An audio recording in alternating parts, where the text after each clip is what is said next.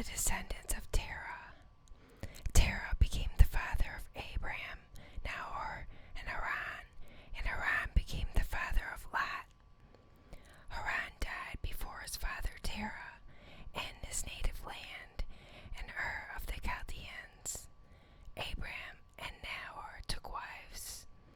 The name of Abraham's wife was Sarai, and the name of Nahor's wife was Milcah, daughter of Haran, the father of Milcah and Iscah.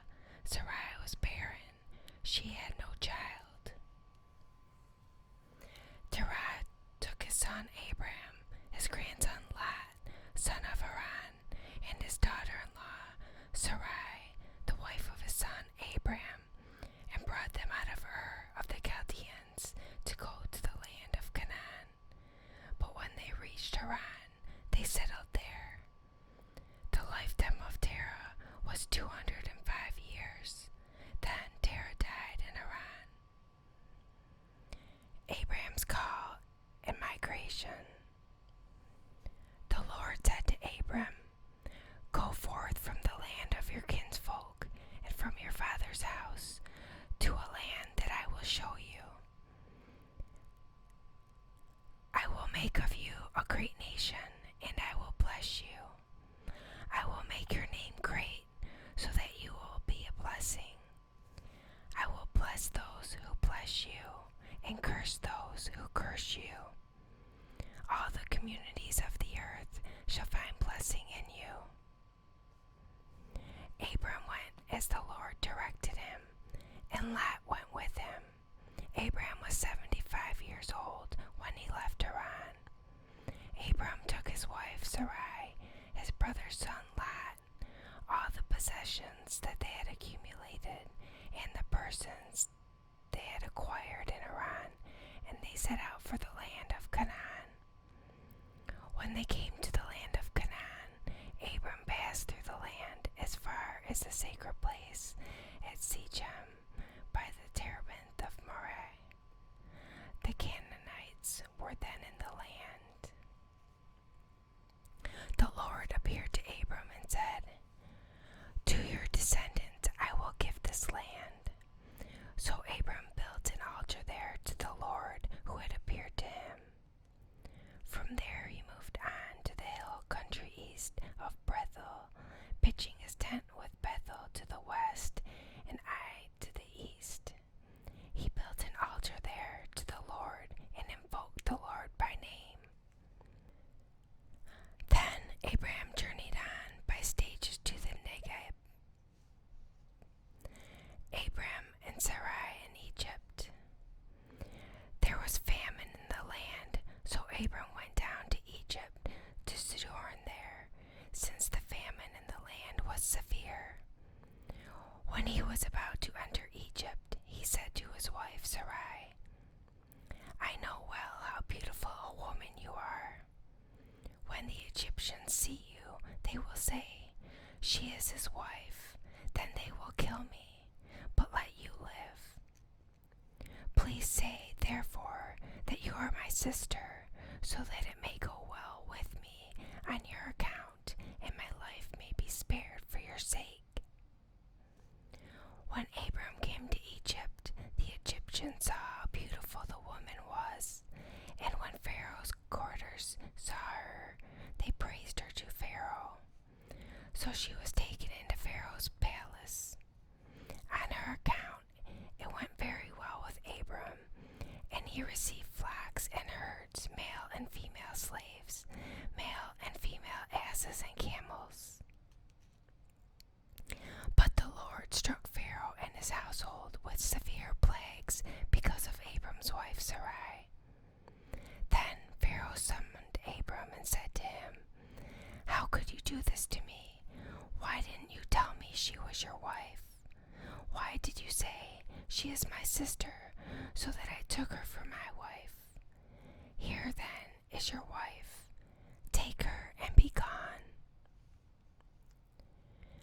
Then Pharaoh gave men orders concerning him, and they sent him on his way with his wife and all that belonged to him.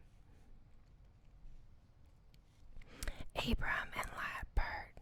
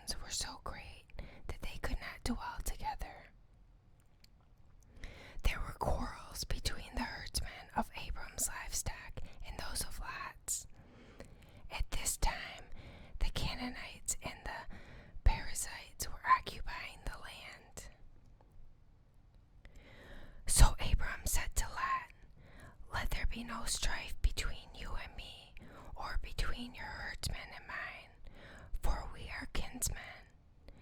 Is not the whole land at your disposal? Please separate from me. If you prefer the left, I will go to the right. If you prefer the right, I will go to the left. Lot looked about and saw how well watered the whole Jordan plain was as far as Zoar, like the Lord's own garden, or like Egypt. This was before the Lord had destroyed Sodom and Gomorrah. Lot, therefore, chose for himself the whole Jordan plain and set out eastward. Thus they separated from each other. Abram stayed in the land of Canaan, while Lot settled among the cities of the plain, pitching his tents near Sodom. Now the inhabitants of Sodom were very wicked in the sins they committed against the Lord. After Lot had left, the Lord said to Abram, "Look about you, and from where you are, gaze to the north and south, east and west. All the land that you see I will give to you and your descendants forever. I will make your descendants like the dust of the earth. Your descendants too might be counted. Set forth and walk about in the land through its length and breadth, for to you I will give it." Abram moved his tents and went on to settle near the terebinth of Mamre, which is at Hebron. There he built an altar to the Lord. The four kings. In the days of Amraphel, king of Shinar, Arioch, king of Elasar, Chedorlaomer, king of Elam, and Tidal, king of Goim, made war on Bera, king of Sodom, Bersha, king of Gomorrah, Shinab, king of Admah, Shemember, king of Zeboim, and the king of Bela, that is Zoar. All the latter kings joined forces in the valley of Siddim, that is the Salt Sea. For 12 years they had been subject to Chedorlaomer, but in the 13th year they rebelled. In the 14th year, Chedorlaomer and the kings allied with him came and defeated the Rephaim and Arshdath-Karnaim, the Zuzim and Ham, the Emim and Shevach-Karathaim, and the Horites in the hill country of Seir, as far as Alparim, close by the wilderness. They then turned back and came to Amishpat, that is Kadesh, and they subdued the whole country, both of the Amalekites and of the Amorites who dwelt in Hazazon and Tamar. Thereupon the king of Sodom, the king of Gomorrah, the king of Admah, the king of Zeboim, and the king of Bela, that is Zoar, marched out, and in the valley of Siddim they went into battle against them, against Chedorlaomer, king of Elam, Tidal, king of Goim, Amphibel, king of Sinar, and Arioch, king of Elasar, 4 kings against 5. Now the valley of Siddim was full of bitumen pits, and as the kings of Sodom and Gomorrah fled, they fell into these, while the rest fled to the mountains. The victors seized all the possessions and food supplies of Sodom and Gomorrah, and then went their way, taking with them Abram's nephew Lot, who had been living in Sodom, as well as his possessions. A fugitive came and brought the news to Abram the Hebrew, who was camping at the terebinth of Mamre the Amorite, a kinsman of Eshcol and Aner. These were in league with Abram. When Abram heard that his nephew had been captured, he he mustered 318 of his retainers, born in his house, and went in pursuit as far as Dan. He and his party deployed against them at night, defeated them, and pursued them as far as Hobah, which is north of Damascus. He recovered all the possessions, besides bringing back his kinsman Lot and his possessions, along with the women and other captives. When Abram returned from his victory over Chedorlaomer and the kings who were allied with him, the king of Sodom went out to greet him in the valley of Shaveh, that is, the king's valley. Melchizedek, king of Salem, brought out bread and wine, and being a priest of God Most High, he blessed Abram with these words: Blessed be Abram by God Most High, the Creator of heaven and earth, and blessed be God Most High, who delivered your foes into your hand. Then Abram gave him a tenth of everything. The king of Sodom said to Abram, Give me the people, the goods you may keep. But Abram replied to the king of Sodom, I have sworn to the Lord God Most High, the Creator of heaven and earth, that I would not take so much as a thread or a sandal strap from anything that is yours, lest you should say, I made Abram rich. Nothing for me except what my servants have used up, and the share that is due to the men who joined me, Aner, Eshcol, and Mamre. Let them take their share. The covenant with Abram. Sometime after these events, this word of the Lord came to Abram in a vision. Fear not, Abram, I am your shield. I will make your reward very great. But Abram said, O Lord God, what good will your gifts be if I keep on being childless and have as my heir the steward of my house, Eliezer?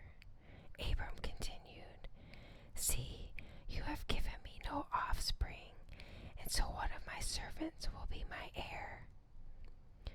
Then the word of the Lord came to him, No, that one shall not be your heir. Your own issue shall be your heir. He took him outside and said, Look up at the sky and count the stars, if you can. Just so, he added, shall your descendants be. Abram put his faith in the Lord, who credited it to him as an act of righteousness. He then said to him, I am the Lord who brought you from Ur of the Chaldeans to give you this land as a possession.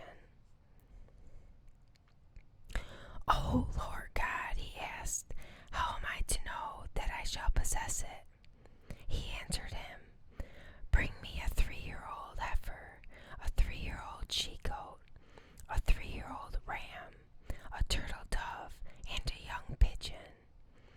He brought him all these, split them in two, and placed each half opposite the other, but the birds he did not cut up. Birds of prey swooped down on the carcasses, but Abram stayed with them. As the sun was about to set, a trance fell upon Abram, and a deep, terrifying darkness enveloped him. Then the Lord said to Abram, Know for certain that your descendants shall be aliens in a land not their own, where they shall be enslaved and oppressed for 400 years. But I will bring judgment on the nation they must serve, and in the end they will depart with great wealth. You, however, shall join your forefathers in peace. You shall be buried at a contented old age. In the 4th time span, the others shall come back here. The wickedness of the Amorites will not have reached its full measure until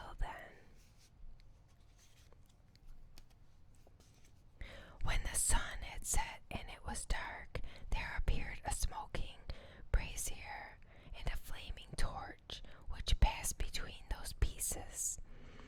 It was on that occasion that the Lord made a covenant with Abram, saying, "To your descendants I give this land, from the Wadi of Egypt to the great river, the Euphrates,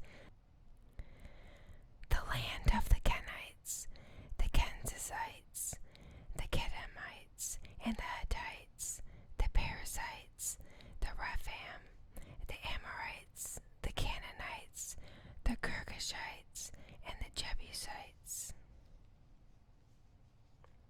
Birth of Ishmael.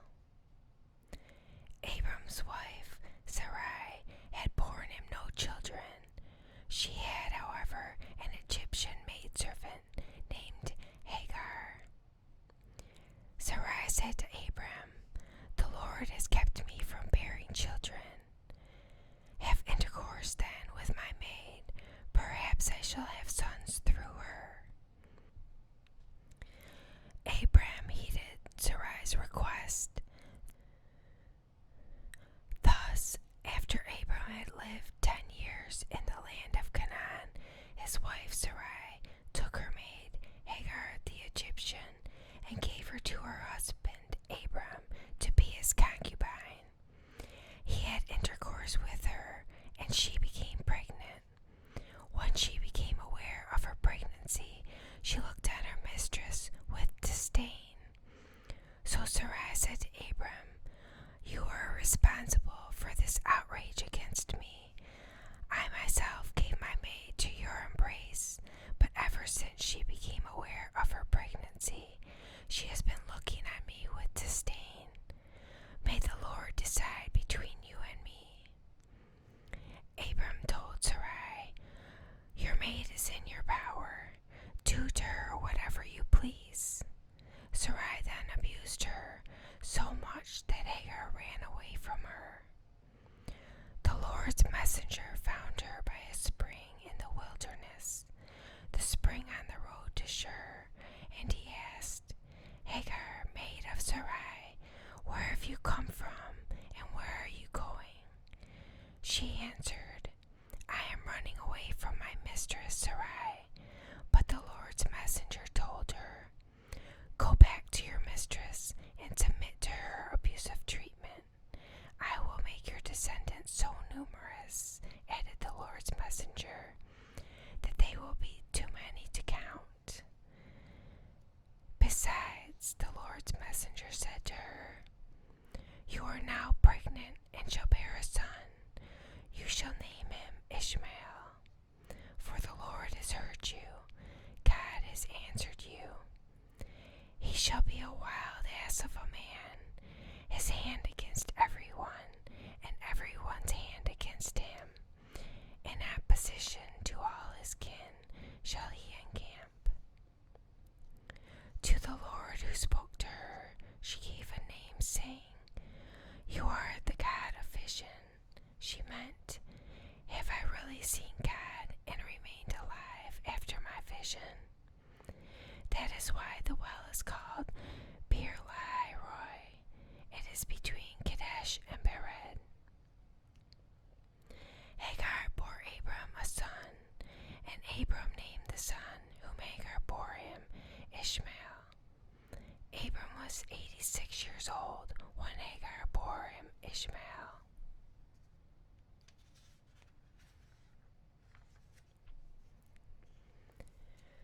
Covenant of circumcision. When Abram was 99 years old, the Lord appeared to him and said, "I am God the Almighty. Walk in my presence and be blameless. Between you and me I will establish my covenant, and I will multiply you exceedingly." When Abram prostrated himself, God continued to speak to him. "My covenant with you is this: you are to become the father of a host of nations. No longer shall you be called Abram. Your name shall be Abraham, for I am making you the father of a host of nations. I will render you exceedingly fertile. I will make nations of you. Kings shall stem from you. I will maintain descendants after you throughout the ages as an everlasting pact, to be your God and the God of your descendants after you. I will give to you and to your descendants after you the land in which you are now staying, the whole land of Canaan, as a permanent possession, and I will be their God.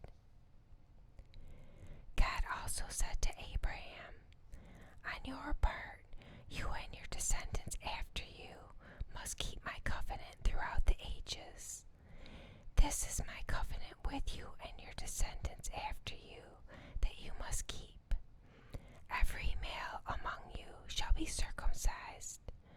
Circumcise the flesh of your foreskin, and that shall be the mark of the covenant between you and me. Throughout the ages, every male among you, when he is 8 days old, shall be circumcised, including house-born slaves and those acquired with money from any foreigner who is not of your blood. Yes, both the house-born slaves and those acquired with money must be circumcised. Thus my covenant shall be in your flesh as an everlasting pact. If a male is uncircumcised, that is, if the flesh of his foreskin has not been cut away, such a one shall be cut off from his people. He has broken my covenant. God further said to Abraham, as for your wife Sarai, do not call her Sarai. Her name shall be Sarah. I will bless her, and I will give you a son by her. Him also will I bless. He shall give rise to nations, and rulers of people shall issue from him. Abraham prostrated himself and laughed, as he said to himself, can a child be born to a man who is 100 years old? Or can Sarah give birth at 90? Then Abraham said to God, let but Ishmael live on by your favor. God replied, nevertheless, your wife Sarah is to bear you a son, and you shall call him Isaac. I will maintain my covenant with him as an everlasting pact, to be his God and the God of his descendants after him. As for Ishmael, I am heeding you. I hereby bless him. I will make him fertile and will multiply him exceedingly.